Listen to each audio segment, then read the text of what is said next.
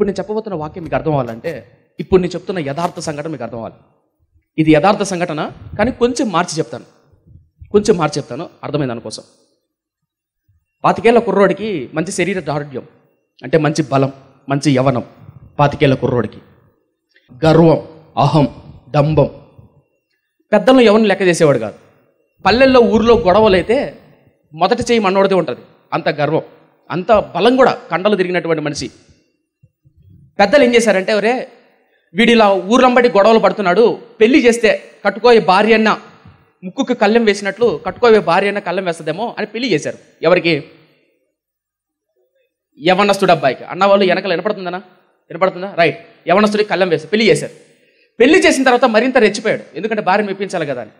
అలా మెప్పించాలని మరింత గర్వంతో అహంకారంతో తిరుగుతున్నటువంటి అతనికి చాలామంది పెద్దలు చెప్పారు, ఒరే ఏదో రోజు దెబ్బతింటారో, నువ్వు కరెక్ట్ కాదురా. ఓ రోజు ఇలా బైక్లో పోతూ స్పీడ్గా పోతూ ఉంటే యాక్సిడెంట్ జరిగింది. ఆ యాక్సిడెంట్లో తన 2 కాళ్ళు పాడైపోయాయి. 2 కాళ్ళు ఇరిగిపోయిన తర్వాత హాస్పిటల్ చేర్చారు.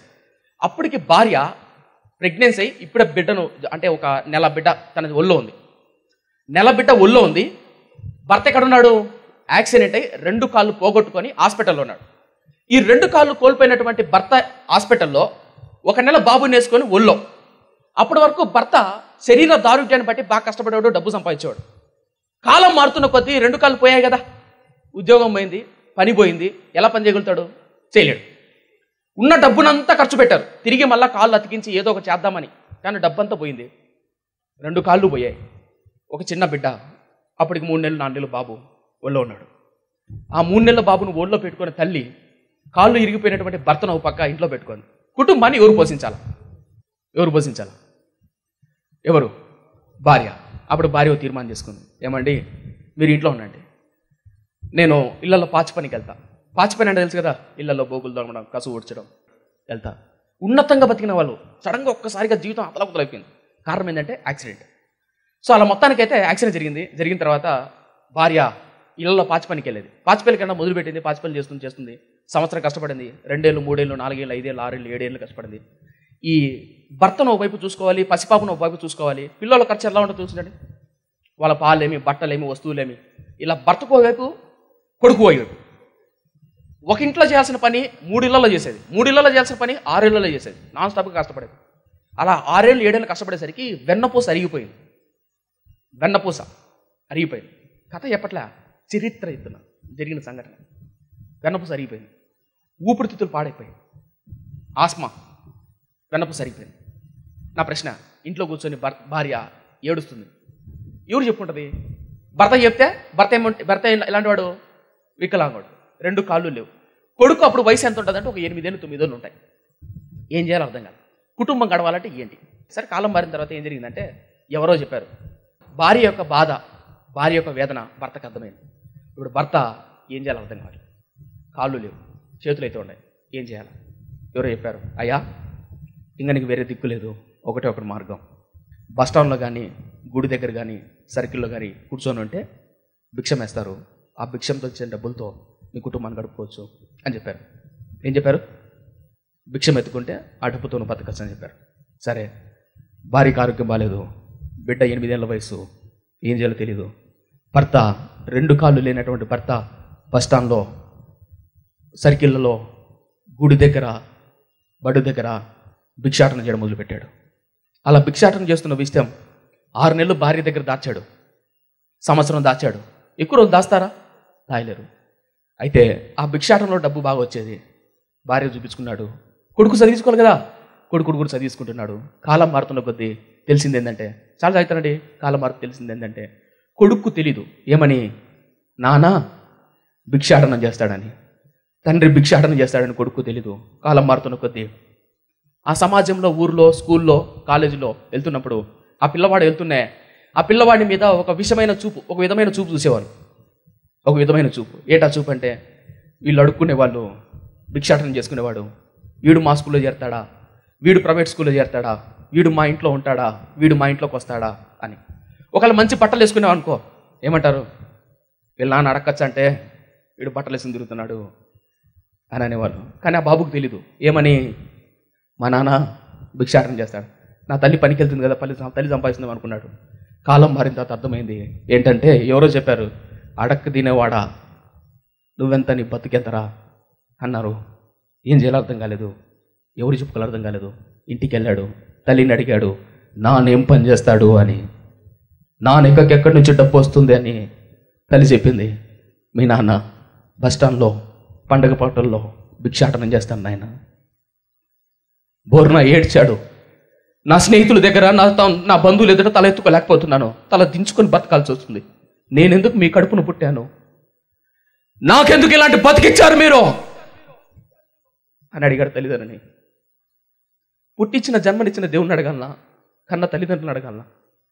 ఎవరిని అడగాలి? రాత్రులు కాలేజీకి వెళ్తే, స్కూల్కి వెళ్తే, కాలేజీకి వెళ్తే చివర కూర్చోపెట్టేవాళ్ళు. అందరూ మధ్యాహ్నం పూట భోజనం చేస్తే మధ్యాహ్నం పూట అందరూ అతను చేర్చుకునేవారు కాదు, అతనితో కలిసి భోజనం చేసేవారు కాదు, అతనితో కలిసి బెంచ్ మీద కూర్చునేవాళ్ళు కాదు, అతన్ని ఆడిపించుకునే వాళ్ళు కాదు. బంధువులు ఇంటికి వెళ్తే బంధువులు అతని చిన్న చూపు చూసేవాళ్ళు, తక్కువ చూపు చూసేవాళ్ళు. కారణం ఏంటి తెలుసా? మీ నాన్న భిక్షగాడు, నువ్వెంత అని బతుకు. నా ప్రశ్న, అలా కాలం మారుతున్న కొద్దీ తీర్మానం చేస్తున్నాడు, బాగా చదువుకోవాలి, ఎదగాలని. ప్రతిరోజు బాధ, అవమానం. బయటికి వెళ్తుంటే మంచి బట్టలు వేసుకుని వెళ్తే ఒక విధమైన చూపు చూస్తారు, అసహ్యమైన చూపుతో చూస్తారు. ఏం చేయాలి? ఇప్పుడు ఆ వయసు 25 ఏళ్ళు నిండాయి ఆ అబ్బాయికి. ఎన్నేళ్ళు? 25 ఏళ్ళు. ఆ 25 ఏళ్లలో ప్రార్థన చేస్తే ఎలాంటి ప్రార్థన చేస్తాడు అనేది ఈరోజు మనం ధ్యానం చేయబోతున్నాం. అన్న బైబిల్ అలాంటిది ఉందా? ఎస్ ఉంది. వాళ్ళ నాన్న పరమ దుర్మార్గుడు, వాళ్ళ నాన్న పరమ దుర్మార్గుడు, సమాజంలో వెలువైపడ్డాడు, మోసగాడు. వాళ్ళ నాన్నను బట్టి ఆ బాబుని అన్నారు, రే మీ నాన్న మోసగాడు, పనికి మాలోడు, మా పిల్లలతో ఆడుకోవద్దు అనుకుందాం. మన కాలనీలో కానీ మన ఇంటి దగ్గర కానీ మోసగాడు కనుక ఉన్నట్లయితే వాళ్ళ ఇంటికి మన పిల్లలు పంపిస్తామమ్మా? పంపించాం. అల్లరితో, బూతులతో, సరసక్తులతో మాట్లాడుతున్న పిల్లలతో మన పిల్లలు తిరుగుతున్నారనుకో, వాడికి తిరగతున్నాయినా. ఎందుకో? వాడి బూతులు, వాడి మాటలు నీకు వస్తాయి అని మన పిల్లలు దూరం పెట్టుకుంటాం. వాడు మన ఇంటికి వచ్చామనుకో, వాడు మన ఇంటికి వచ్చాడనుకో, ఇంట్లోకి వస్తున్నాడు అనుకో, యాడికి రా అంటారు, అవునా? బయటడో అంటారు. వాడు ఒకవేళ నీళ్ళు అడిగాడు అనుకో, బయట మామూలు గ్లాస్తోనో, కప్పు గ్లాస్తోనో, ప్లాస్టిక్ డబ్బాలోనో నీళ్ళు ఇస్తారు. వాడిని లోపల రానిరు.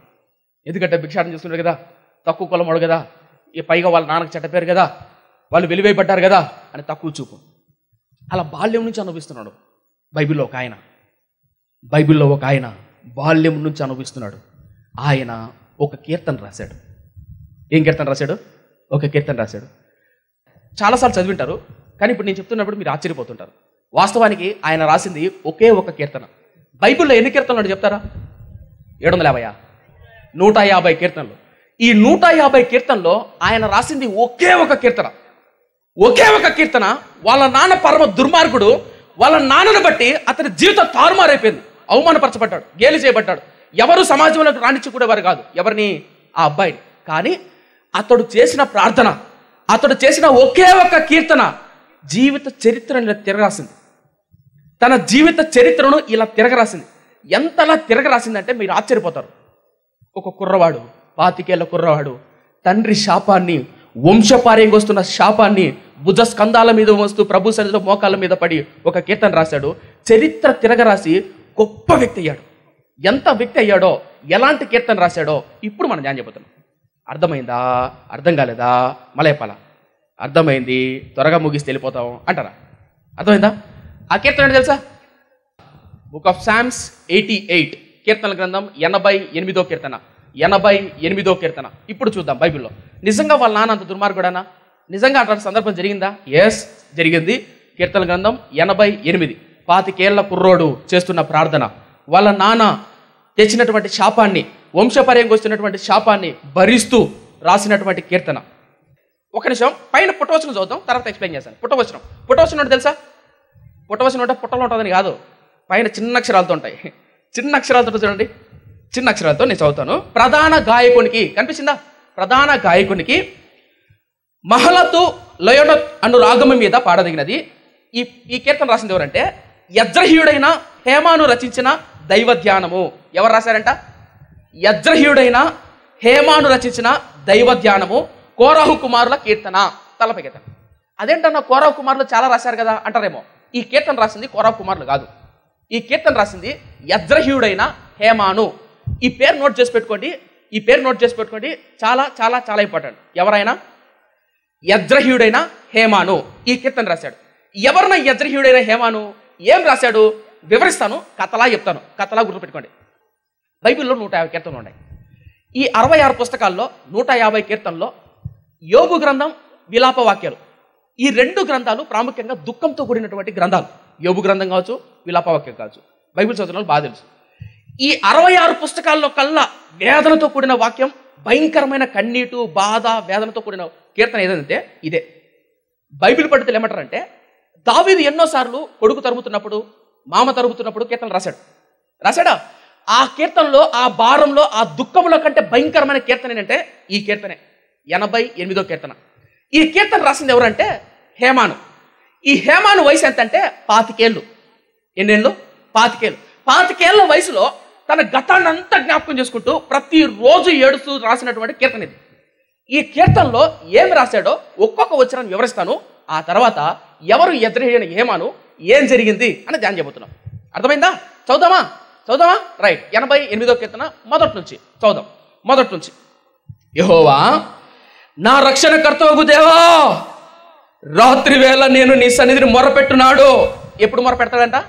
రాత్రి వేళ నేను నీ సన్నిధిని మొరపెట్టున్నాడు. నా ప్రార్థన నీ సన్నిధికి చేరునుగాక, నా మొరకు చెవి యొగ్గుము. ఒక్క నిమిషం తలపకెత్తరా, ఒక్కొక్క వచనం వివరిస్తాను, అద్భుతంగా ఉంటుంది. యెహోవా నా ప్రార్థన విందయ్యా. ఎప్పుడు ప్రార్థన చేస్తాడంట? రాత్రి వేళ. ఎందుకు రాత్రి వేళ?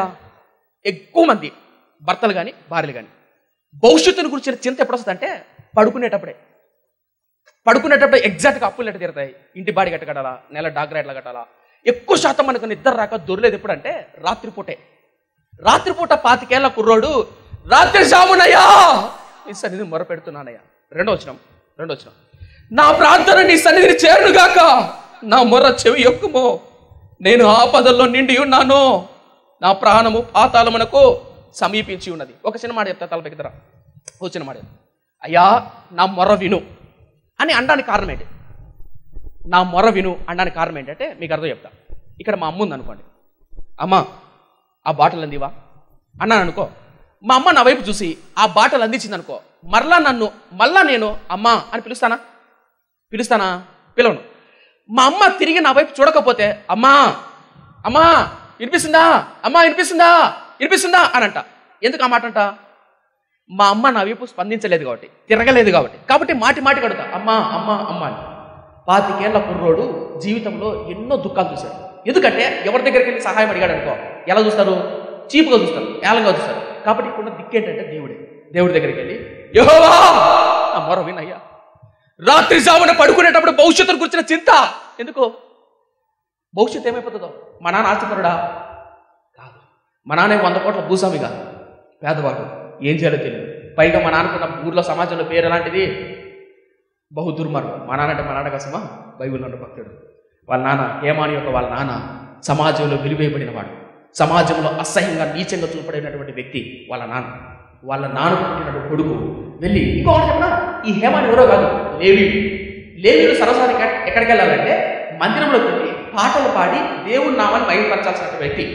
ఈ వ్యక్తిని మందిరంలోకి రాణించేవారు కాదు. ఎందుకు రాణించేవారు కాదంటే వాళ్ళ నాన్న పరమ దుర్మార్గం. ఇంతకు వాళ్ళ నాన్న గురించి చెప్తున్నా అంటారేమో. వాళ్ళ నాన్న ఎవరో కాదు, సమూయేలు యొక్క కొడుకు ఏవేలు యొక్క కొడుకు హేమాను. కనిపిస్తుందా? మళ్ళీ హన్నా తెలుసా? అన్నం కాదు, హన్న. బైబిల్లో గొడ్రాల హన్న ఉందే, ఆ హన్న ఒక కొడుకు పుడతాడు. ఆ కొడుకు పేరేంటి? సమూయేలు. ఆ సమూయేలుకి 2 కొడుకులు ఉంటారు. ఎవరు తెలుసా? ఏవేలు, అబియా. ఈ ఏవేలు యొక్క కొడుకే హేమాను. ఈ ఏవేలు, అబియా ఎలాంటి వాళ్ళంటే లంచం తీసుకొని, డబ్బు తీసుకొని పేదవాడిని కూడా మరణానికి అప్పగిస్తారు. డబ్బు తీసుకొని మోసం చేసేవాళ్ళు. సమూయేలు గొప్ప భక్తిపరుడు. ఈ తండ్రి చేసిన దుర్మార్గమైన క్రియలను బట్టి సమాజంలో సమూయేలు దగ్గరికి వచ్చారు. సమూయేలు గారు, మీరు చాలా గొప్ప వాళ్ళండి, మీ కొడుకులు పరమ దుర్మార్గులండి మొఖానే చెప్పేశారు. మీకు అర్థం చెప్తా. మీరు మా నాన్న దగ్గరికి వచ్చి, ఏమయ్యా దేవదాసన్న, మీ కొడుకు పరమ నీచుడన్నా అని చెప్పారు అనుకో, మా నాన్న ముందర, మా నాన్న బాధపడతాడా? కాళ్ళ ఎగరేస్తాడా? మా కొడుకు అంటాడా? బాధపడతాడు, దుఃఖపడతాడు, వేదన పొందుతాడు. అలా సమూయేలు దగ్గరికి వెళ్ళి చెప్పాడు, నీ కొడుకులు 2 పరమ దుర్మార్గులయ్యా అని చెప్పి వాళ్ళ కుటుంబాన్ని వెలేశారు. ఒక్క ముక్కలు చెప్పాలి. ఇప్పుడు రాసినటువంటి కీర్తన ఏమనో ఇప్పుడు చూద్దాం. 2వ వచనం మళ్ళీ చూద్దాం, ఒక్కొక్క వచనం చూద్దాం. ఇప్పుడు బుర్రలో పెట్టుకున్నారా? అన్న ఇక్కడ బైబిల్ ఎక్కడుందనా అంటారేమో. మొదటి సమయాల గ్రంథం 8వ అధ్యాయంలోను, మొదటి దినవృత్తాంత గ్రంథం 6, 7 అధ్యాయాల్లో ఈయన చెప్పినటువంటి సందర్భాలు ఉంటాయి. చూపిస్తే లేట్ అయిపోతుందని నోటితో చెప్పుకుంటూ వెళ్ళిపోతున్నా. అర్థమవుతుందా? చూపిమంటే రెఫరెన్స్ చూపిస్తా. కొంతమంది తిప్పాలకు తాళపత్ర గ్రంథాలు ఎక్కడుందబ్బా అని తిప్పుతారు, అందుకు లేట్ అయిపోతుంది. అదే టీవీ రిమోట్ చేతులకు ఇచ్చామనుకో, జెమినీ టీవీ పెట్టక్కన్నా అనుకో కళ్ళు మూసుకొని పెడతారు. బైబిల్లో ఆది కాండం ఎక్కన్నా అనుకో అదే కాండం అంటారు. అర్థమైందా? కాబట్టి రెఫరెన్స్ చూపిస్తే లేట్ అయిపోతుందని నోట్తో చెప్తున్నా. కాబట్టి దయచేసి వాక్యం అర్థం చేసుకోండి. ఇప్పుడు కీర్తనలో 88వ కీర్తన చూద్దాం. ఇప్పుడు బుర్రలో పెట్టుకోండి ఆ యవనస్తుడు ఎంత బాధకుండా వెళ్తున్నాడో. 3వ వచనం చూద్దాం. 3వ వచనం, నేను ఆపదల్లో నిండి ఉన్నాను, నా ప్రాణము పాతాళమునకు సమీపించి ఉన్నది, సమాధిలోనికి దిగువాని వలె నేను ఒకనిగా ఎంచబడితిని, నేను త్రాణం లేని వాని వలె అయితిని, చచ్చిన వారి వల్ల విడవబడిన వాడనైతిని, నేను సమాధిలో పడి ఉన్న హతులలో ఒకని వలె అయితిని, నీవిక స్మరింపవారి వలె అయితిని, వారు నీ చేతులను తొలగిపోయి ఉన్నారు, అగాధమైన చీకటి గల చోట్లను అగాధమైన జలములలో నీవు నన్ను పరుండబెట్టి ఉన్నావో. ఒకన తలపెగత ఈ హేమాని యొక్క 25 ఏళ్ల కుర్రాడు ఏమని ప్రార్థిస్తున్నాడంటే, అయ్యా అగాధం యొక్క జలములలో పైకి లేద్దామన్నా కనపడ్డంలా, మొత్తం చీకటే, అగాధం. ఎందుకు అగాధం ఉందంటే, మా నాన్న, నా వంశం, నా కుటుంబం నీ మందిరంలోకి వెళ్ళి ఆరాధన చేసేది నాకు కూడా యోగ్యత లేదు. అప్పుడప్పుడు నాకు ఒక విజయవాడ నుంచి ఒక కుర్రాడు ఫోన్ చేశాడు. విజయవాడ నుంచి వాళ్ళమ్మ కోవిడ్లో ఉంది, నాన్నగారు చనిపోయారు, కొంచెం భూమి ఉంది. అన్న యూట్యూబ్లో సోషల్ మీడియాలో వీడియోలు చూసిన తర్వాత, అన్న మీరు యవ్వన కాలంలో సేవ చేస్తున్నారు కదా, మీలాగా నేను వాక్యపరిచయం చేయాలి, మీలాగా నేను సేవ చేయాలి, సేవ చేయాలంటే దేవుని కొరకు సమర్పించుకొని వెళ్ళాలని ఆశపడుతున్నానన్న, దేవుని చేతం ఏంటో కనుక్కొని చెప్తారా, నా కోసం ప్రార్థన చేస్తారా అని అడిగాడు. నేను అడిగాను, తమ్ముడు మీ ఇంట్లో ఎంతమంది ఉంటారని అడిగా. మా అక్క నేనన్నా అన్నాడు. మీ అక్కకి పెళ్ళి అయిందని అడిగా. కాలేదన్నా అన్నాడు. నువ్వేం చదువుతున్నావు అని అడిగా. డిగ్రీ చదువుతున్నాను అన్న. మీ అమ్మ నాన్న ఏం చేస్తారన్నా? నాన్న లేడన్నా, అమ్మ కోవిడ్లో ఉందన్న. మరి రేపొద్దున కుటుంబ పరిస్థితి ఏంటి అన్న. అప్పుడు అబ్బాయి అన్నాడు, అన్న నాకు అదే భయం ఉందన్న, నేను డిగ్రీ చదువుతున్నా, డిగ్రీ మానేసి సేవకి వద్దాం అనుకుంటున్నా, సేవ చేయాలని ఆశ ఉంది కానీ చేయలేకపోతున్నా. ఎందుకు తెలుసా, మా తల్లి తండ్రి ఏం ఆస్తి కూడబెట్టలేదన్నా, ఏ ఆస్తులు లేవన్నా, ఎలా సేవ చేయాలో నేర్పించేవారు తెలియదన్నా, ఏం చేయాలో అర్థం కావట్లేదన్నా అని ఏడ్చిన వాళ్ళు, నాతో ఫోన్ చేసి మెసేజ్ చేసి బాధపడ్డ వాళ్ళు బోల్డ్ ఎంతమంది. ఎందుకు మాట్లాడుతున్నా తెలుసా, ఎదుగుదాం, ముందుకు సాగుదాం, ఉన్నతంగా బతుకుదాం అనుకున్నప్పుడు సహకరించాలనే తల్లిదండ్రి, ₹1 కూడా పెట్టలేనటువంటి తల్లిదండ్రి ఆస్తి లేనప్పుడు, బాధపడుతున్నప్పుడు, కృంగుదల్లో బాధలో ఉన్నప్పుడు ఏడ్చిన వాళ్ళు యవనస్తులు ఎంతోమంది. అరే నాకు అటువంటి వ్యక్తి ఉంటే బాగుండే, అంతెందుకు నేను ముఖేష్ అంబానీ కొడుకునైంటే బాగుండే, అమెరికా దేశ అధ్యక్షుడు డొనాల్డ్ ట్రంప్ యొక్క కొడుకునైంటే బాగుండే అనిపించింది అనిపించలేదా? అనిపించిందా? అర్రే క్షణం కూడా ఆలోచించకుండా ఉప్తారు తలకాయలు. అలా ధనవంతులమైన కొడుకులు అయితే బాగుండే అని ఆలోచిస్తారు. కానీ ఈ భక్తుడు ప్రభు సన్నిధిలోకి వెళ్ళి, ప్రభువా అగాధంలో కూరుకుపోయానయ్యా, ఎంత అగాధమో తెలుసా, నేను ఊహించలేనంత భయంకరమైన అగాధంలో పడిపోయాను, నా వల్ల కావట్లేదు, లేయలేకపోతున్నాను, సహాయం దయచేవా, నా వల్ల కావట్లేదయ్యా, కృప చూపించయ్యా, ఏం చేయాలో తెలియట్లేదయ్యా, సహాయం దయచేయ్యా అని అడిగాడు. మర్చుకో మాట చెప్తా. రెండో ప్రపంచ యుద్ధం జరుగుతున్న కాలం అది. రెండో ప్రపంచ యుద్ధం. ఒక అమ్మాయి స్టేజ్ మీదకి వచ్చి పాట పాడుతుంది. ఒక అమ్మాయి, చరిత్ర ఇది. ఆ అమ్మాయి అప్పటిదాకా చాలామంది యవనస్తులు పాటలు పాడారు, అబ్బాయిలు పాటలు పాడారు, అమ్మాయిలు పాటలు పాడారు, అందరూ పాటలు పాడి వెళ్ళిపోయారు. కానీ ఒక అమ్మాయి పాట పాడుతుంటే ఎందుకో తెలియదు, అమ్మాయి పాట పాడుతున్నప్పుడు జనాలు అందరూ సైలెంట్గా అయిపోయారు, కీక్ వైట్ అయిపోయారు. అయిపోయిన తర్వాత ఆ అమ్మాయి పాట ఎలా పాడుతుంటే లీనమైపోయి తన కళ్ళల్లో కన్నీళ్లు కారుతూ పాట పాడుతుంది, లీనమైపోతుంది, పాట పాడుతుంది. ఆ మీటింగ్లో వాక్యపరిచయం చేయడానికి ఒక దైవజనుడు వచ్చాడు, లియోనార్డ్ రెవెన్హిల్ అనే దైవజనుడు, అద్భుతమైన దైవజనుడు. ఆ దైవజనుడు వచ్చాడు వాక్యపరిచయం చేయడానికి. ఆ దైవజనుడు అలా కూర్చున్నాడు సోఫాలో, ఈ తల్లి ఆరాధన చేస్తుంది కన్నీటితో. ఆ దైవజనుడు చూసి ఆశ్చర్యపోయాడు, ఈ అమ్మాయి ఎవరు, యవ్వన కాలంలో ఇంత యవ్వన కాలంలో అద్భుతమైన సేవ చేస్తుంది, అద్భుతమైన పరిచయం చేస్తుంది ఎలా అని ఆశ్చర్యపోయాడు, అద్భుతమైన పాట పాడుతుంది ఎలా అని ఆశ్చర్యపోయి పిలిచి అడిగాడు, అమ్మా ఈ అమ్మాయి ఎవరు, ఈ అమ్మాయి ఎవరు, ప్రార్థన అంత అయిపోయిన తర్వాత. అప్పుడు చెప్పారు ఏమని తెలుసా, కొన్ని వందల వేల మందికి పైగా ఊచ కోత కోచి చంపినటువంటి తండ్రికి పుట్టిన కూతురు. అర్థం చెప్తా. ఆమె ఎవరంటే వాళ్ళ నాన్న పేరు స్టాలిన్, రష్యా దేశాన్ని ఒకప్పుడు పరిపాలించిన అధ్యక్షుడి యొక్క కూతురు. ఆ స్టాలిన్ ఎంత దుర్మార్గుడు అంటే లక్షల మందిని, వేల మందిని ఊచ కోత కోసి చంపించినటువంటి వ్యక్తి కడుపున పుట్టినటువంటి కూతురే ఈ అమ్మాయి. ఆ అమ్మాయి జలజల కన్నీరు కారుస్తూ ప్రభు సన్నిధిలో అద్భుతమైన సేవ చేసి దేవుని కొరకు రోషం కలిగి సేవ చేసింది. నేను ఎందుకు ఈ విషయం చెప్పానంటే, మన తల్లి తండ్రి ఎటువంటి వారైనా, మన కుటుంబ పరిస్థితులు ఎలాంటివైనా, మన చుట్టుపక్కల ఉన్నటువంటి వాతావరణం ఎలాంటిదైనా సరే, మనం నిజంగా దేవుని పాదాలు పట్టుకోగలిగితే, దేవుడు మనం తప్పకుండా దీవిస్తాడు. మీకు ఒక మాట చెప్తాను, తప్పుగా అనుకోబాకండి, అర్థమేమో చెప్తాను. నేను కొత్తలో సేవకు వచ్చినప్పుడు మనసి సేవకు వచ్చాను, పరిచయకు వచ్చిన తర్వాత మా నాన్నగారు ఏమనలేదు, నీ ఇష్టం నాన్న. సరే వచ్చిన తర్వాత ఎన్నో ఆర్థిక ఇబ్బందులు, అవమానాలు, ఏం చేయాలో తెలియదు, ఎక్కడికి వెళ్ళాలో తెలియదు, ఎలా చేయాలో తెలియదు. అయితే మా నాన్న సరే టీ తాగుదామని టౌన్లోకి వెళ్ళారు. టీ తాగుదామని టౌన్లోకి వెళ్తే మా నాన్నకు తెలిసిన ఒక దైవజనుడు ఎవరో, దైవజనుడు మా నాన్న దగ్గరకు వచ్చి, దేవదాస్ అన్న మీ కొడుకు సేవలోకి వచ్చాడంటే అని. అవునన్నా సేవలోకి వచ్చాడు మా కొడుకు అంటే, అన్నా దేవదాస్ అన్న ఒక ప్రవచనం చెప్తానా ఏనన్నాడు. ఏంటన్నా? భవిష్యత్తులో మీ కొడుకు యాంపిల్ వేలు స్పీకర్లు అమ్మేసుకొని సేవ మానేసి వెళ్ళిపోతాడు అని ప్రవచనం చెప్పాడు. అది మా నాన్న నాకు ఇంటికి వచ్చి చెప్పాడు. 4 గోడల మధ్యలోకి వెళ్ళి భయంకరంగా ఏడ్చాను. యాంపిల్ వేరు మందిరాన్ని నమ్ముకొని వెళ్ళేంత దీనస్థితికి వెళ్ళిపోతానా?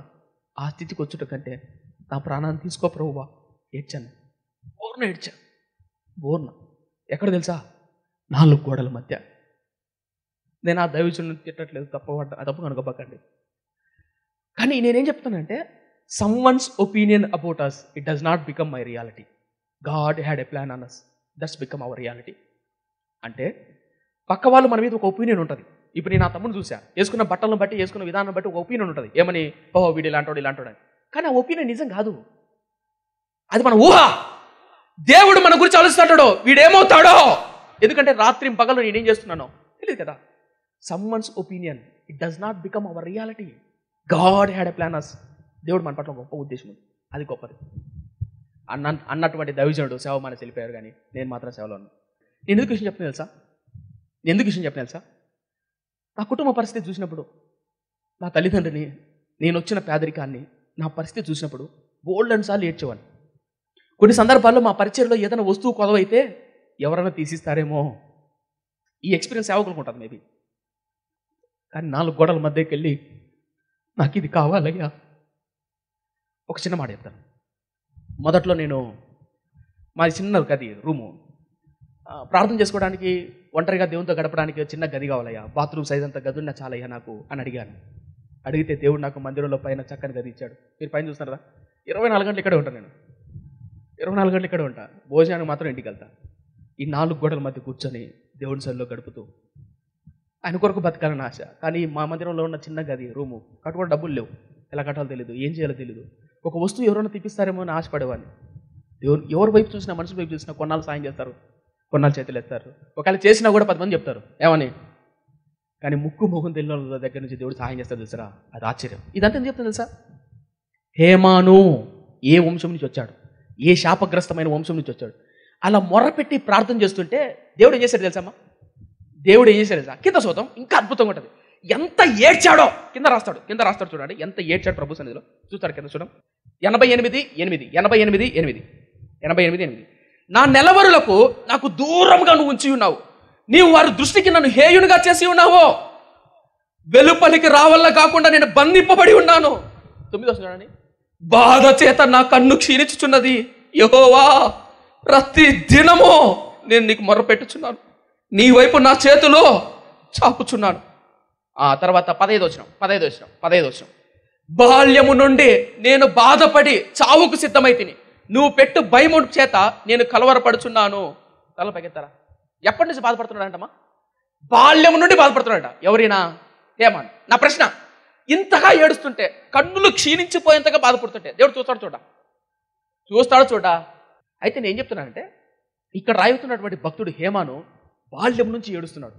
బాల్యం నుంచి, అయ్యా చూడయ్యా, నా కుటుంబ పరిస్థితి చూడయ్యా, నేను ఏ వంశంలో పుట్టాను తెలుసా? మా నాన్న కోటీశ్వరులు కాదు, నా తల్లిదండ్రులు ధనవంతులు కాదు, ఎలా సేవ చేయాలో తెలియదు, ఏం చేయాలో తెలియదు, ఎలా చేయాలో తెలియదు. దేవుడు ఏం చేశాడు తెలుసా? చూశాడు. చూసి ఎంతలా దీవించాడు తెలుసా? ఎంత అద్భుతంగా దీవించాడు తెలుసా? చూడండి కావాలంటే. 1 దినవృత్తాంత గ్రంథం 25వ అధ్యాయం అద్భుతంగా ఉంటుంది. 1 దినవృత్తాంత గ్రంథం. ఇప్పుడు దేవుడు చూశాడు. ఈ కీర్తన చూసాం కదా, నేను పూర్తిగా వివరించట్లేదు, టైం అయిపోతుందని. ఈ దినవృత్తాంత గ్రంథం 25వ అధ్యాయంలో బుక్ ఆఫ్ 1 Chronicles చాప్టర్ 25. చరిత్ర కొంచెం కష్టంగా ఉంటుందేమో, బట్ అర్థం చేసుకోండి, చాలా పవర్ఫుల్గా ఉంటుంది. చదువుతున్న కొద్దీ మనకు గూస్ బంప్స్ వస్తాయి, అద్భుతంగా ఉంటుంది. చదువుదాం. దినవృత్తాంత గ్రంథం చదువుతున్నాను. మరియు దావీదును సైన్యాధిపతులను ఆసాపు, హేమాను, హెదూతును, ఎంతమంది అమ్మా?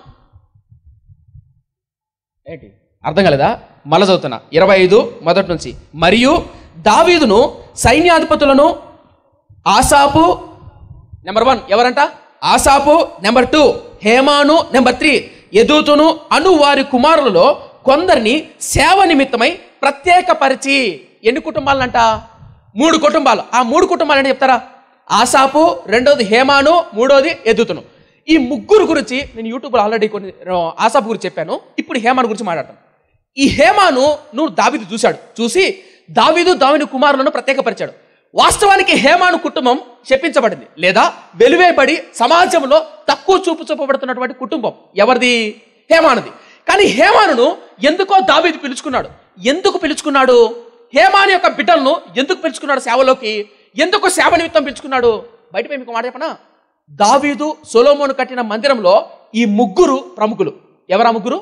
ఆసాపు, హేమాను, యెదూతు. మీకు ఇంకో అద్భుతమైన విషయం చెప్పనా? అద్భుతమైన విషయం చెప్తాను. రిఫరెన్స్ చూపించే టైం అయిపోతుందని చెప్తున్నా. మనం అందరం క్లాస్ రూమ్ అనుకోండి, ఈ గర్ల్స్ బాయ్స్, మనకు టీచర్ దేవుడు అనుకోండి. కాసేపు మనందరికి ఎగ్జామ్ పెడితే ఫస్ట్ ర్యాంక్ ఒకటికి, సెకండ్ ర్యాంక్ ఒకటి, థర్డ్ ర్యాంక్ ఒకటి వస్తుందా? వస్తుంది కదా. దావీదు సొలొమోను కాలంలో జ్ఞానంలో ఫస్ట్ ర్యాంక్ ఎవరికి ఇస్తారు? ఒకటిరా. సెకండ్ ర్యాంక్ ఎవరికి తెలుసా? కాదు, హేమాను. మీకేమైనా అర్థందా?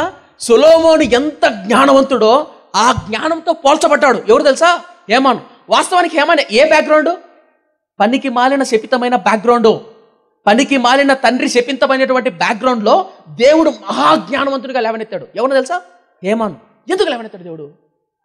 సాధ్యమేనా? కొంతమంది పిల్లలు అంటారు, అన్నా మా నాన్న ఏం చదువుకోలేదన్నా, మా అమ్మ ఏం ఆస్తి సంపాదించి పెట్టలేదన్నా. నేను ఎలా అన్నా? నీ తల్లిదండ్రి చదువుకోకపోయినా, నీ తల్లిదండ్రికి ఏం తెలియకపోయినా చరిత్రను తిరగరాయచ్చు. రీసెంట్గా ఒక న్యూస్ చదివా. వాళ్ళ అమ్మ నాన్న ఇటుక పట్టీలు తెలుసు కదా, ఇటుక పట్టీలు నెత్తిన పెట్టుకొని ఇటుక పట్టీల్లో పనిచేసేవాళ్ళు. కొడుకు నీట్ ఎగ్జామ్ రాసి టాప్ ఇండియాలోనే ఆల్ ఓవర్ ఇండియాలోనే టాప్ 10లో ర్యాంకర్ అబ్బాయి, డాక్టర్గా, ఉచితమైన సీటు. ఇప్పుడు చెప్పండి, వాళ్ళమ్మ వాళ్ళు ఏం పని చేసేవాళ్ళు? ఇటుకలు పట్టి. ఇప్పుడు ఈ అబ్బాయి డాక్టర్ అవుతే పర్ మంత్ శాలరీ ఎంత? కుటుంబ చరిత్రను తిరగరాశాడు. ఇలా ఒక్కరా మనం గనక నిజంగా కష్టపడితే, దేవుని కొరకు ప్రభుసంలో మోకాల మీద పడగలిగితే, హేమాను అంత జ్ఞానవంతుడిగా, అంత గొప్పగా దీంపడానికి కారణం తెలుసా? 4 గోడల మధ్య 88వ కీర్తన రాశాడే. ఇంటికి వెళ్ళి చదువుకోండి. మళ్ళీ చెప్తున్నా, ఇంటికి వెళ్ళి ఒంటరిగా చదవండి. 88వ కీర్తన అద్భుతంగా ఉంటుంది. ఎంతలా ఏడ్చాడంటే కన్నులు క్షీణించిపోయేంతలా ఏడ్చాడు. తన ఒళ్ళు అణిచిపోయేంతలా ఏడ్చాడు. అది ఎప్పటి నుంచి అంట? బాల్యం నుంచి అంట. ఒకరోజు 2 రోజు కాదు, ప్రతిరోజు ఏడ్చాడంట. నన్ను దీవించు ప్రభువా, నన్ను ఆశీర్వదించు ప్రభువా, నన్ను లేవనెత్తు ప్రభువా. ఏం చేశాడు తెలుసా దేవుడు? ఇప్పుడు చూద్దాం కింద ఎంతలా దీవించాడు కింద చూద్దాం. ఎంతలా దీవించాడు కింద చూద్దామా? అదే మొదటి వృత్తాంత గ్రంథం 25వ అధ్యాయం 2వ వచనం. ఆసాపు కుమారులలో రాజాజ్ఞను ప్రకారము ప్రకటించుచు. ఎవరి కుమారులు అంట వారు? ఆసాపు. ఇప్పుడు రెండవ వచనంలో ఆసాపు కుమారులు. 3వ వచనం చూడండి. యెదూతును సంబంధులలో స్తుతి పాటలు పాడుచు యెహోవాను స్తుతించుటకై. ఉందా? సో మొదట ఆసాపు అయిపోయాడు, తర్వాత ఎవరైపోయారు? యెదూతు అయిపోయాడు. ఇంకా ఎవరు మిస్ అయ్యారు? హేమాను మిస్ అయ్యాడు. వాస్తవానికి హేమాను 2వ ప్లేస్లో రాలేదు కదా. ఇప్పుడు హేమాను గురించి ఎక్కువ రాస్తాడు చూడండి దేవుడు. ఎంత బాగా చెప్తాడు హేమాను గురించి. ఏం చెప్తాడు చూడండి, అద్భుతమైన మాట, నాకు బాగా నచ్చిన మాట. వీలైతే రెడ్ ఇంక్ ఉంటే, బ్లూ ఇంక్ ఉంటే, ఏ ఇంకుతో గీసుకున్నాడా ఇంటికి వెళ్ళి బాగా ధ్యానం చేయండి. చూద్దాం ఏమంటుందో హేమాను గురించి. దేవుడు ఏం చెప్తాడు చూడండి. హేమాను 4వ వచనం చాలా చాలా పవర్ఫుల్. 4వ వచనం. హేమాను సంబంధులలో హేమాను కుమారులైన బకియాహు, మతన్య, ఉజ్జియేలు, షెబుయేలు, యెరోమోతు, హనన్య, హనాని, ఎల్యాతా, గిద్దల్తి, రోమియాల్తజేరు, ఎస్బెకాషా, మల్లోతి, హోతియా, మయాజేయతు అనువారు. ఏంది నా అందుకు తూతూ అనకుండా ఆ పేర్లు కాస్త పక్కన పెట్టండి. ఇప్పుడు చదవండి. ఇప్పుడు 5వ వచనం. వీరందరూ ఎవరంట? వీరందరూ దేవుని వాక్కు విషయంలో రాజునకు దీర్ఘదర్శియగు హేమాను యొక్క కుమారులు. ఎవరి కుమారులు అంటే వీళ్ళు? హేమాను యొక్క కుమారులు. హేమాను ఏ బ్యాక్గ్రౌండ్? శపితమైన బ్యాక్గ్రౌండ్, శపితమైన వెలివేయబడ్డ శాపగ్రస్తమైనటువంటి బ్యాక్గ్రౌండ్. ఎవరిది? హేమాను. ఈ హేమాను కుమారుల గురించి దేవుడు ఏమంటారు చూడండి. హేమాను కుమారులు. హేమాను సంతతిని గొప్ప చేయుటకై దేవుడు హేమానునకు 14 కుమారులను 3 కుమార్తెలను అనుగ్రహించి ఉండెను. ఎవరినంట అది? దేవుడు హేమానును గొప్ప చేయుటకు. ఉందా లేదా? ఎవరు గొప్ప చేయుటకంట? ఎవరు గొప్ప చేస్తారట? అది కావాల్సింది ఏంటి? దేవుడు. నేను ఎందుకు ఈ విషయం చెప్తానంటే, గుచ్చి ఒకవేళ దేవుడు కనుదృష్టి కనుక మన మీద పడితే, మన సేవ మీద పడితే, నా మీద పడితే, ఈ ప్రపంచంలో ఎవడు నేను ఆపలేడు. మీకేమైనా అర్థమవుతుందా? ఎవరు దృష్టి పడాలా? దేవుని దృష్టి పడాలా. దేవుడు హేమాను చూశాడు. ఎందుకు చూసింటాడు హేమాను? దేవుడు హేమాను ఎందుకు చూసింటాడు?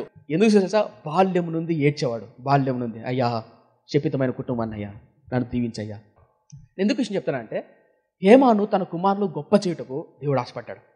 9:30కి ఆరాధన అంటే 10కి ఒకసారు, 10:30కి వస్తారు, 11కి వస్తారు. వస్తారా? అందరూ 9:30కే వస్తారా? సేవకులు బాగా తెలుసు. అనుకుందాం, పాటలు పాడేవాళ్ళు 5 మంది ఉన్నారు అనుకో.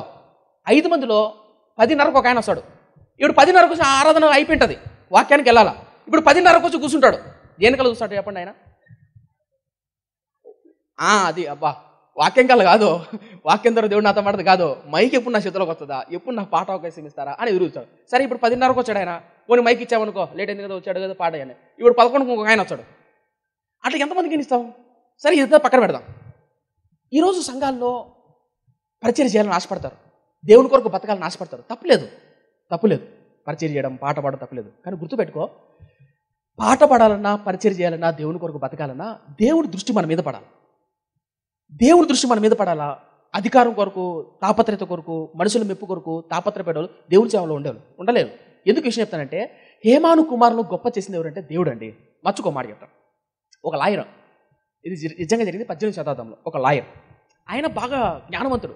ఎంత జ్ఞానవంతుడు అంటే, లాయర్ ఆపోజిట్ పర్సన్ ఉంటాడు కదా, ఈయన మాటకారితనంతో, మాటలతో అవతల వాళ్ళని ఓడించి అద్భుతంగా డబ్బు సంపాదించేవాడు, మంచి వాగ్దాటి కలిగిన వాడు, బాగా గొప్ప వ్యక్తి. ఆయన వాగ్దాటి కలిగిన వ్యక్తి. ఆయన పేరు అంటే స్కోఫీల్డ్. ఏం పేరు? స్కోఫీల్డ్. కథ ఎప్పట్లా చరిత్ర చెప్తున్నాను. స్కోఫీల్డ్ ఒక లాయర్ ఆయన. అయితే ఆ డబ్బు సంపాదించిన డబ్బును ముందు తాగి బాగా ఎంజాయ్ చేసేవాడు లైఫ్ లాయర్. అయితే కాలం మారుతున్న కొద్దీ ఒక దైవజనుడు వచ్చాడు, తనకున్నటువంటి కేసు నిమిత్తమని మాట్లాడితే ఆ స్కోఫీల్డ్ యొక్క లాయర్ మాటలు చూసి ఆశ్చర్యపోయాడు సేవకుడు, పాస్టర్ గారు. ఏమయ్యా స్కోఫీల్డ్ గారు, ఇంత జ్ఞానం ఉంది నీకు, ఇంత తెలివి ఉంది, నువ్వు దేవుని కొరకు బతకచ్చు కదా, ఎందుకు తాగి డబ్బును వృధా చేసుకుంటావు, నీ యవ్వన కాలం పాడు చేసుకుంటావు అని అన్నాడు ఆ సేవకుడు. ఎవరు చూసి? స్కోఫీల్డ్ చూసి. సరే స్కోఫీల్డ్ గారు అన్నారు, సేవకివ్వ మనకు సెట్ అవ్వదు, మీ ఎవరికైనా చెప్పి మాట్లాడి. సరే మొత్తానికైతే చెప్పిన మాటలను బట్టి ఎందుకో రాత్రి నిద్ర రాకపోయేసరికి కలవరం, ఆందోళన. తన లా పుస్తకాల్లో ఉన్నట్టు ఒక పుస్తకం చదివాడు. ఆ పుస్తకం ద్వారా మారుమనసు పొందాడు, పశ్చాత్తాపడ్డాడు, బాధపడ్డాడు. సరే కాలం మారిన తర్వాత తండ్రి దగ్గరికి వెళ్ళి, నాన్న నేను సేవ చేద్దాం అనుకుంటున్నాను, పరిచయం చేద్దాం అనుకుంటాను, అందుకని లా అంతా వదిలేసి, ఈ లా పరిచయం ఉద్యోగాన్ని అంతా వదిలేసి సేవకి వెళ్దాం అనుకుంటున్నాను అని అన్నాడు. అప్పుడు వాళ్ళ నాన్న ఏమనలా, ఓన్లా వెళ్ళొద్దు అనలా. కొడుకు ఆశ్చర్యం అనిపించింది. అదేంటి మా నాన్న ఏమనలేదు, ఎందుకనలేదు? వెళ్ళి నాన్న అడిగాడు, నాన్న నేను ఉద్యోగం మానేసి అన్ని మానేసి సేవకు వస్తానంటే నువ్వు ఎందుకు ఏమనలేదంటే, నువ్వు సేవలోకి వస్తావన్న విషయం నాకు 20-30 ఏళ్ల కిందటే తెలుసు. ఏంటంట? నువ్వు సేవలోకి వస్తావన్న విషయం 20-30 ఏళ్ల కిందటే నీకడ తెలుసు అంటే అప్పుడు చెప్పాడు, ఏడ తెలుసా, నువ్వు మీ అమ్మ గర్భంలో ఉన్నప్పుడు, నీ తల్లి గర్భంలో ఉన్నప్పుడు మీ అమ్మ దగ్గర డాక్టర్లు వచ్చారు. అమ్మ కడుపులో బిడ్డన్న బతకాలి, నువ్వన్న బతకాలి, మీ ఇద్దరు ఎవరో ఒకరు బతుకుతారు. మీ బిడ్డ బతికితే నువ్వు చస్తావు, నువ్వు చస్తే నీ బిడ్డ బతుకుతాడు, ఆప్షన్ నీదే, సంతకం పెడితే వస్తామన్నారు. ఏంటిది? ఆపరేషన్ అన్నారు. అంటేనే తల్లి ఏమన్నా తెలుసా, భర్త చెప్పింది, ఏమండి ఏం తీర్మానం చేసుకుని. డాక్టర్లు చెప్పారు, అమ్మ ఇప్పుడు ఈ బిడ్డ పోయినా మళ్ళీ తర్వాత మీకు గర్భసంచి వచ్చే అవకాశం ఉంటుంది, మళ్ళీ గర్భం దాల్చచ్చు, నో ప్రాబ్లం అని చెప్పారు. కానీ తల్లి ఏమని తెలుసా, వద్దయ్యా, దేవుడు నాకు ఇచ్చిన బహుమానం నేను పోగొట్టుకోవడానికి ఇష్టపడడం లేదు, నా ప్రాణం పోయినా పర్వాలేదు, నా బిడ్డ బతకాలి, నా బిడ్డ భవిష్యత్తులో గొప్ప సేవకుడు అవ్వాలి అని తన కడుపు మీద చేపెట్టుకుని తన బిడ్డ కోసం ప్రార్థన చేసి తన సంతకం పెట్టేసి ఆపరేషన్ చేశారు. తల్లి చనిపోయింది, బిడ్డ బతికాడు. బతికిన తర్వాత గొప్ప లాయర్ అయ్యాడు, అద్భుతమైన జ్ఞానం. కాలం మారిన తర్వాత ఆ స్కోఫీల్డ్ అనే వ్యక్తే దైవజనుడు అయ్యాడు. ఒక పుస్తకం రాశాడు, కామెంటరీ, గూగుల్లో కొట్టిన వస్తుంది, స్కోఫీల్డ్ కామెంటరీ అని. చరిత్రలో ఇప్పటి వరకు నిలిచిపోయిన పుస్తకం, బైబిల్ కామెంటరీ సంబంధించి స్కోఫీల్డ్ కామెంటరీ. ఎందుకైనా అంత గొప్ప దైవజనుడు అయ్యావు? కారణం ఏంటంటే తల్లి ప్రార్థన. ఎందుకు ఈ మడిపోయినంటే, హేమాను మీద దేవుని దృష్టి పడితే తన బిడ్డలు గొప్పవాళ్ళు అయ్యారు. హేమాను వాళ్ళ తండ్రి ఎవరు? ఏవేలు ఏం తెచ్చిపెట్టాడు? శాపాన్ని తెచ్చిపెట్టాడు. హేమాను ఏం తెచ్చిపెడుతున్నాడు? ఆశీర్వాదం తెచ్చిపెడుతున్నాడు. మీకు ఏమని అర్థమవుతుందా? నేనేం చెప్పే ప్రయత్నం చేస్తున్నా అంటే, మన బిడ్డలకు మనం ఆశీర్వాదాన్ని, మన సేవకు, మన పరిచయకు మన ఆశీర్వాదం తెచ్చిపెట్టే వాళ్ళగా ఉండాలి తప్ప శాపాన్ని తెచ్చిపెట్టే వాళ్ళగా ఉండకూడదు. ఈ విషయాన్ని మర్చిపోకండి. అండ్ ప్రాముఖ్యంగా మై ఫ్రెండ్స్, ఎవరికైనా సరే దేవుడు పరిచర్య బాధ్యతలు అప్పగించాలంటే అది మనుషులు ఇచ్చేది కాదు. మనుషులు మహా అయితే కొన్ని రోజులు ఇస్తారు, 2 రోజులు ఇస్తారు, 3 రోజులు ఇస్తారు, 4 రోజులు ఇస్తారు, 5 రోజులు ఇస్తారు. తర్వాత ఎవరు ఇస్తారు చెప్పండి? నేను సేవలోకి వచ్చినప్పుడు మొట్టమొదట్లో ఎన్నో అవమానాలు, ఎన్నో బాధలు. ఇందాక చెప్పాను కదా, నాకు ఇంత వాక్యం తెలియడానికి, ఇంత ఆత్మ నడిపింపు రావడానికి కారణం తెలుసా? చెప్పంటారా? కీర్తన గ్రంథం 119 చూడండి కావాలంటే. ఒకవేళ ఈ వాక్యాలు వింటున్న నాతో పాటు యవనస్తులు ఎవరైనా సరే, నువ్వు ఎంతటి వారివైనా, ఏ వయసే వారికి అయినా సరే, దేవుడు ఉన్నతంగా వాడుకోవాలంటే, దేవుడు ఉన్నతంగా మనం దీవించాలంటే, హేమాను వంశాన్ని దేవుడు దీవించాడు. అలా దీవింపడానికి కారణం ఏంటి? చూడండి, కీర్తన గ్రంథం 119:97. నీ ధర్మశాస్త్రం నాకు ఎంతో ప్రియముగా ఉన్నది, దినమెల్లా నేను దాన్ని ధ్యానించున్నాను. నీ ఆజ్ఞలు నిత్యము నాకు తోడుగా ఉన్నవి, నా శత్రువులకు మించిన జ్ఞానం అవి నాకు కలగజేయుచున్నవి. 99:100 చాలా ప్రాముఖ్యమైనది. నీ శాసనములు నేను ధ్యానించున్నాను, కావున నా బోధకులందరికంటే డాష్ నాకు విశేష జ్ఞానము కలదు. ఎప్పుడు వస్తుందంట విశేష జ్ఞానము? విశేష జ్ఞానము ఎప్పుడు వస్తుందంట? ఈ శాసనములంట ఒంటరిగా నువ్వు ఎక్కువ ధ్యానం చేస్తే వస్తుంది. తర్వాత 100 నీ ఉపదేశములను నేను లక్ష్యము చేయుచున్నాను, కావున డాష్ వృద్ధుల కంటే నాకు విశేష జ్ఞానము కలదు. పెద్దవాళ్ళ కంటే అద్భుతమైన జ్ఞానాన్ని ఎలా సంపాదించుకోగలరు తెలుసా? ఈ వాక్యాన్ని బట్టి మీకు మచ్చుకో మాట చెప్తా. దేవుడు నా జీవితంలో శాపగ్రస్తమైన మా కుటుంబం నుంచి లేవనెత్తిన విధానం, నన్ను నడిపించిన విధానం చెప్తున్నా. నేను కాలేజీలో చదువుతున్నప్పుడు జనరల్గా రాత్రులు 1 గంట 2 గంటల వరకు చదువుకునేవాడిని. 1 గంట 2 గంటల వరకు చదువుకున్న తర్వాత మళ్ళీ కాలేజ్ టెరస్ మీదకి వెళ్ళి ప్రార్థన చేసేవాడిని. కొన్ని సందర్భాల్లో ప్రార్థన చేయడానికి స్థలం లేకపోతే హాస్టల్స్లో సర్వసాధారణంగా బకెట్లు పట్టుకొని స్నానం చేయడానికి వెళ్తాం. మీరు ఎవరైనా హాస్టల్స్లో ఉన్నారా? బోర్డింగ్ కానీ హాస్టల్లో కానీ ఉన్నారా? రైట్. ఏంటి మీరు లేరా? లేడీస్ ఒకరు కూడా? అదృష్టవతులు అబ్బా. ఏంటి ఒక్కరు కూడా మీరు హాస్టల్ లేరా? ఒకరు మీరేనా? రైట్, సంతోషం. బెల్లు కొడతానే అదే స్నానం టైం పెడతాం, బకెట్లు పట్టుకొని వెళ్తాం, లైన్లో నిలబడతాం. అవునా? నైట్ టైం ఎవరు ఉండరు. సర్వసాధారణంగా ఎక్కువ స్నానాలు ఎప్పుడు చేస్తారు? మార్నింగ్ టైం చేస్తారు, స్కూల్కి వెళ్ళేటప్పుడు, కాలేజ్ మీద. రైట్. అయితే నైట్ అందరూ పడుకున్న తర్వాత ప్రార్థన చేసుకున్న స్థలం దొరకకపోతే స్నానం చేసేటప్పుడు వెళ్ళి వాటర్ క్లీన్ చేసుకొని ఆ బాత్రూంలో మోకాలు వేసి ప్రార్థన చేసేవాడిని. నేను హాస్టల్లో ఎవరి కాలం చదువుకుంటాను. నెంబర్ 2, బైబిల్ చదివేటప్పుడు ఎక్కువ నిద్ర వస్తున్నప్పుడు అర్థం కాదు బైబిల్. నాకు కొత్తలో బైబిల్ చదువుతున్నప్పుడు నాకు అర్థమైంది కాదు, నిద్ర వచ్చేది. ఎలాగైనా సరే ఈరోజు కంప్లీట్ చేయాలా, ఇది అర్థం చేసుకోవాలని ఏం చేస్తాను తెలుసా? కళ్ళకు జెండు మూసుకుని బైబిల్ చదివాను. కళ్ళకంటే కళ్ళలో కాదు, మళ్ళీ పూసుకున్నారు. పూసుకున్న తర్వాత ఏమన్నా అయితే మళ్ళీ అవి చెప్పారు. కళ్ళకంటే కనురెప్పల మీద, కనుపైపల మీద జెండు బాంబు పూసుకొని, ఇలా జెండు బాంబు పూసుకొని బైబిల్ చదివాను. ఎందుకు తెలుసా? ఈ వాక్యం లేకపోతే పడిపోతానయ్యా, సరిపోతానయ్యా, బతకలేనయ్యా. ఈ సేవలోకి ఎందుకు వచ్చింది తెలుసా? మా నాన్న కాపాడుతాడనో కాదు, మా నాన్న కొన్నాళ్ళు ఉంటాడు నాకు తోడుగా. నా తమ్ముళ్ళు, నా అన్నలు, నా అంతవరకు నాకు తోడుగా ఉండేది నీ వాక్యమే. వాక్యాన్ని విడిచిపెట్టదు ప్రభువా. ఎందుకు ఈ విషయం చెప్తాను గుర్తుపెట్టుకో మై ఫ్రెండ్స్. హేమాను కళ్ళు క్షీణించిపోయేంతగా ప్రార్థన చేశాడు. ఉందా బైబిల్లో? ఉందా? మీరు ఎప్పుడైనా నాకు బాయ్ ఫ్రెండ్స్తో గర్ల్ ఫ్రెండ్స్తో ఫోన్ మాట్లాడారా? అబ్బా, బాయ్ ఫ్రెండ్స్తో గర్ల్ ఫ్రెండ్స్తో ఫోన్ మాట్లాడు చూడండి. రాత్రులు మాట్లాడతారు, గంటలు మాట్లాడతారు, గంటలు చాటింగ్ చేస్తారు. కళ్ళ కింద నిద్ర వస్తానే సరే, బేబీ అంటే చాలు నరాలు జూవని వస్తాయి పైకి. రైట్, బంగారం అంటే చాలు ఎక్కడైనా పౌరుషం వస్తుంది. ఇంకా అంతేనా? ఓకే బాయ్, గుడ్ నైట్, ఉంటానంటే ఉంటావా? అంతేనా? పెట్టు ఫోన్, నువ్వు ముందు చూద్దాం. నువ్వు పెట్టు ఫోన్, ఎట పెడతావు చూస్తా నేను అంటారు. ఇంకేం పెడతాం? ఇంకా మాట్లాడతాం, కళ్ళు ఏమో మంటలతో ఉంటాయి. ఒక అమ్మాయితో మాట్లాడుతున్నప్పుడు రాత్రులు మేలుకుంటామే, ఒక అబ్బాయితో మాట్లాడు రాత్రులు మేలుకుంటామే. దేవునితో గడపడానికి ఎన్ని రాత్రులు మేలుకున్నావు? ఎన్ని పగలు మేలుకున్నావు?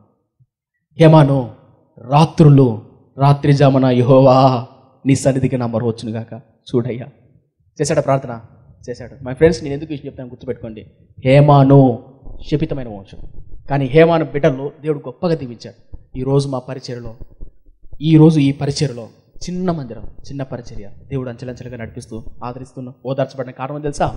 దేవుని దృష్టి, దేవుని కనుదృష్టి. అలాగే ఈ వాక్యం వినడానికి వచ్చినటువంటి మీ అందరికీ ఒక దీనదాసునిగా, సేవకునిగా చెప్పదలుచుకుంది ఒకటే. మనుషుల మెప్పు కంటే, మనుషుల ఘనత కంటే దేవుని ఘనతను, దేవుని మెప్పును ఇష్టపడదాం. ప్రభువా నన్ను చూడయ్యా, నా కుటుంబాన్ని చూడయ్యా, నన్ను చూస్తే చాలయ్యా. మర్చుకో మాట చెప్తానండి. ఓ రోజు ఈ కన్స్ట్రక్షన్ జరుగుతుంది, ముగిచేస్తున్నా, భయపడకండి.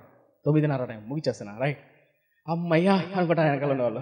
రైట్, ఈ గోడ కన్స్ట్రక్షన్ జరుగుతుంది. కన్స్ట్రక్షన్ జరుగుతుంటే పని చేస్తున్నాను కొంతమంది. నేను నా రూమ్ నుంచి కిందకి వచ్చా, పని చేస్తున్నా కదా, ఎలా చేస్తాను చూద్దామని వచ్చి కింద నిలబడి అలా చూస్తాను. ఆ పని చేస్తున్న ఒక ఆయన చూశాను, నన్ను చూసి అయ్యగారు వందనాలండి అన్నాడు. ప్రైజ్ లాడండి అన్నాడు. అంటే ప్రైజ్ లాడండి అన్నాడు. ఇప్పుడు ప్రైజ్ లాడ్ అన్నాడు అంటే ఆయన క్రైస్తవుడు ఏంటాడా, హిందూ ఏంటాడా? క్రైస్తవుడు కదా. రైట్, అబ్బా బాగా గౌరవగా అయ్యగారు అన్నాడు. ఇంకా నేను దగ్గర ఉండేసరికి బండి 20లో బయలుదేరేది 100లో బయలుదేరుతుంది. అంటే తపతప పని చేయడం, తపతప కొట్టడం, పని చేయడం, బిందె పెట్టడం, కష్టపడిపోతున్నాడు. ఆయన కష్టాన్ని చూసి ఎంత ఆత్మీయుడు, ఎంత నమ్మకస్తుడు అనుకున్నాను నేను. ఏమయ్యా వందనాలయ్యా, నాకన్నా వయసులో పెద్ద ఆయన. వందనాలయ్యా, బాగున్నాను. అయ్యా మీరు దేవుని నమ్ముకున్నారంటే నమ్ముకున్నామయ్యా. ఎన్నేళ్ళు నమ్ముకున్నా? ఎన్నేళ్ళైంది దేవుని నమ్ముకున్నా? అంటే 20 ఏళ్ళు అయిందా అన్నాడు.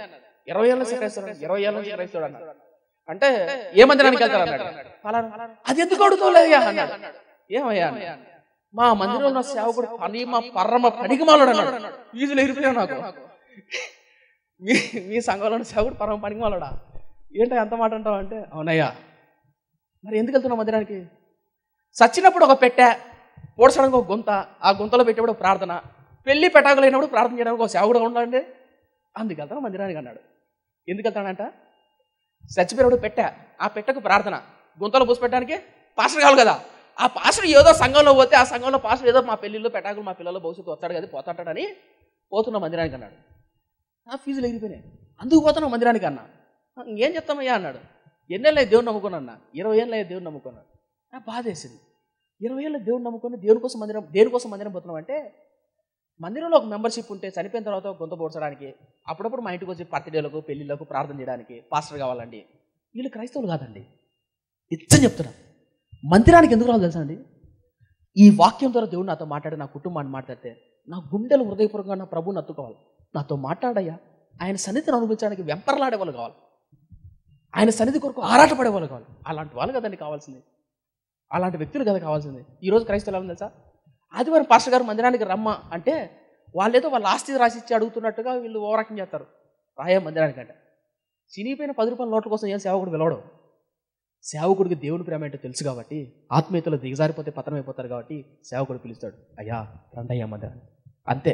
చినిగిపోయిన 10 రూపాయల నోట్లు ఇచ్చారేమో, ఆ నోట్లతో 10,000 బిల్డింగ్ కడదామనో కాదు.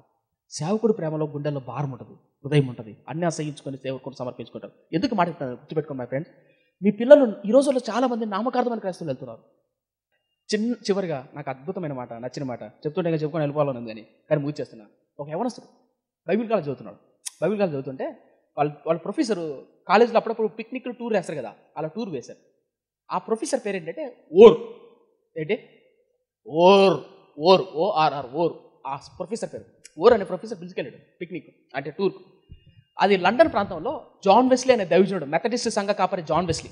ఆ జాన్ వెస్లీ గారు సేవ చేసినటువంటి దినాలకి ఆయన సేవ చేసినప్పుడు ఆయన వాడిన పుస్తకాలు, ఆయన రాసినటువంటి బైబిల్ పుస్తకాలు రూమ్లో పిలుచుకెళ్ళి అయ్యా ఇది ఇంగ్లాండ్ దేశంలో సేవ చేసినటువంటి జాన్ వెస్లీ గారి యొక్క గది, ఇది ఆయన ప్రార్థన చేసుకున్న టేబుల్, ఆయన చదివిన పుస్తకం, అలా అన్నీ చూపించారు.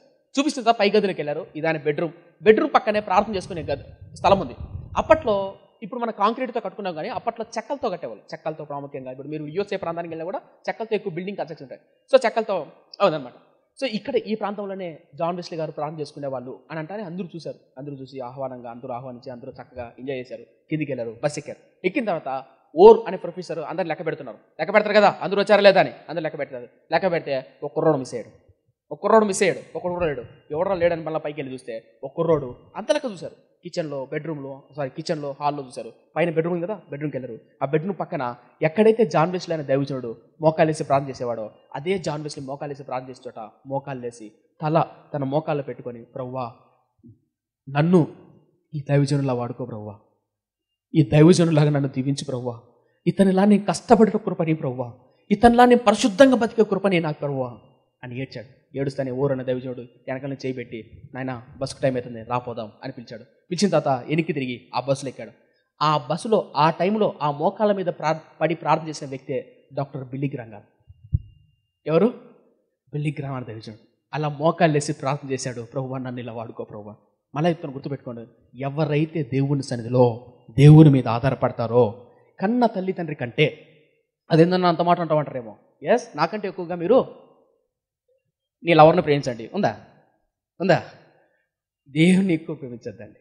దేన్ని ఎక్కువ ప్రేమించదు. ఈరోజు మన పరిచయంలో ప్రభువా మనం దేన్ని ఎక్కువ ప్రేమించకుండా క్రీస్తుని ఎక్కువ ప్రేమిస్తూ సంఘానికి కట్టుబడి మీ సంఘాల్లో నమ్మకంగా బ్రతకండి. మీ సేవకుడు మీ ఆత్మీయంగా ఏదో సేవకుడు వెళ్తున్నాడంటే మీ డబ్బు ఆశించో, మీ కానుకలు ఆశించో కాదు, మీ ఆత్మీయతను ఆశించి. కాబట్టి ఈ విషయాన్ని మర్చిపోకండి. చిన్న ప్రార్థన చేసుకుందామా? తల వంచుతాం, చిన్న ప్రార్థన చేసుకుందాం. చిన్న ప్రార్థన. పరిశుద్ధుడా నా కన్న తండ్రి, కృపగలైన దయగల మా దేవా, ఇదివరకు విత్తబడిన మాటలు నాలో నిరంతరంగా ఫలింపు చేయి ప్రభువా. తండ్రి ఒంటరితనంతో బాధపడుతున్నటువంటి యవనస్తుడు, వంశంలో ఎదురైనటువంటి శాపగ్రస్తమైన బ్రతుకు, ఆ శాపగ్రస్తమైన జీవితంలో నాయనా ఆశీర్వాదం వైపు ఎదురు చూశాడు. నీ సన్నిధిలోనే బాల్యం నుండి దీవారాత్రము కాళ్ళు క్షీణించిపోయేంతగా ప్రార్థన చేశాడు. ఆ క్షీణించిపోయేంతగా ప్రార్థన చేసినప్పుడు ఆయన అద్భుతంగా లేవనెత్తావు, అద్భుతంగా తన వంశాన్ని దీవించావు. ఈ రోజు హోరేబు మినిస్ట్రీస్ అనే ఈ పరిచర్య 10 ఏళ్ల కిందట ప్రభువా చిన్న మంద, చిన్న పరిచర్య, ఇంతగా నువ్వు విభంగా మమ్మల్ని నడిపిస్తున్నందుకు, ఆదరిస్తున్నందుకు వందనాలు నాయన. కృతజ్ఞతాస్తుతులు స్తోత్రం ప్రభు. ఈ నడిపింపుకో ఈ విధంగా నువ్వు దీవించడానికి కారణం తండ్రి నువ్వు ఒక్కరివే నాయన.